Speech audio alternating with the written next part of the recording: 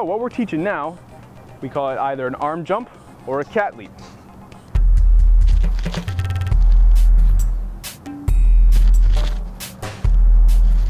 So the purpose of the arm jump is a couple things. Either if you are too short of a precision and you're not going to be able to make it, it's a perfect way to, after the bounce back, drop down into cat. It's also a skill on its own. The idea of just jumping from one object and grabbing it much like a cat would, hence the name cat leap. We'll show another one, and then we'll talk about the approach.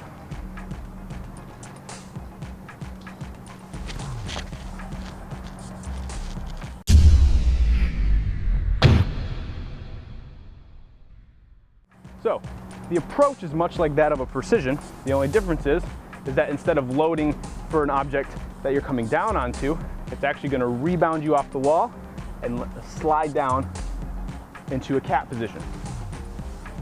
So, with the approach again, as the jump, it's going to be just like a precision. Knees are going to bend, chest is out, I'm looking at my target.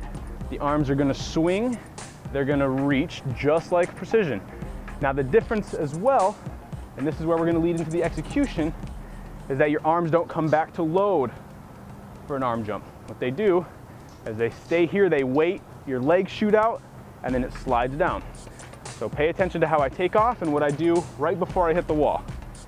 As I jump, the legs hit and they come down.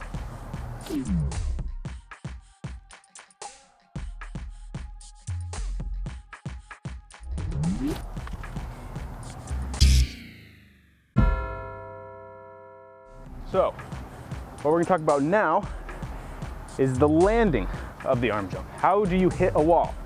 There's two ways that I like to do it. The first way being both feet hit at the exact same time.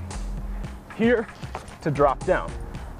Now, if you're going to use that technique, the idea is that once both feet hit and your hands are on, you're actually just going to lean back. You're just going to drop all your weight down, and that leverage is going to be just enough to keep you on the wall. And then it just relies on how strong your grip is. The second one, which is a lot better if there's a lot of impact coming in, is to actually hit the wall one foot slightly higher than the other and then drop down. So notice how the left one will be higher than my right. It's here, drop down. What this allows me to do is go right into the climb up. The number one thing to keep in mind is that you want to protect your face. No one wants their face going into a wall. So the best way to stop that is always make sure that your legs are hitting the wall first, not your hands. So pay attention again. The feet will hit, then the hands touch. So it's feet, then hands. What that allows you to do, much like the precision with loading, you're loading the wall, because these are the strongest muscles you got, your legs. It's gonna load, then the hands are gonna grab, and then it just drops down. The more impact that comes in, let your feet slide. When I mean slide is I mean come all the way down. So as they hit, they're actually gonna slide down. And then you can climb back up to this position. What we're gonna talk about now is the bailout, similar to the bounce back and the bailing out of a precision. What's gonna happen is if you don't happen to just get your hands on the wall and you start to fall down, or if you know that you're not gonna make it, this is the best thing to do.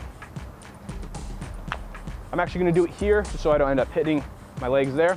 The idea is that as you jump to the wall, you're not gonna make it, let it hit here. And the same idea, instead of grabbing the top, have your feet are gonna hit first, have your hands here so your face doesn't hit, and then just let it bounce back, let it slide down. So one more time, let me show it again. It's gonna be feet first, hands low to protect your face, drop down, slide. Get yourself far away from that wall. Last thing you want is to be here and sliding all the way down. It's not fun, and it doesn't look good with scratches all over you. And that is the basic cat leap arm jump.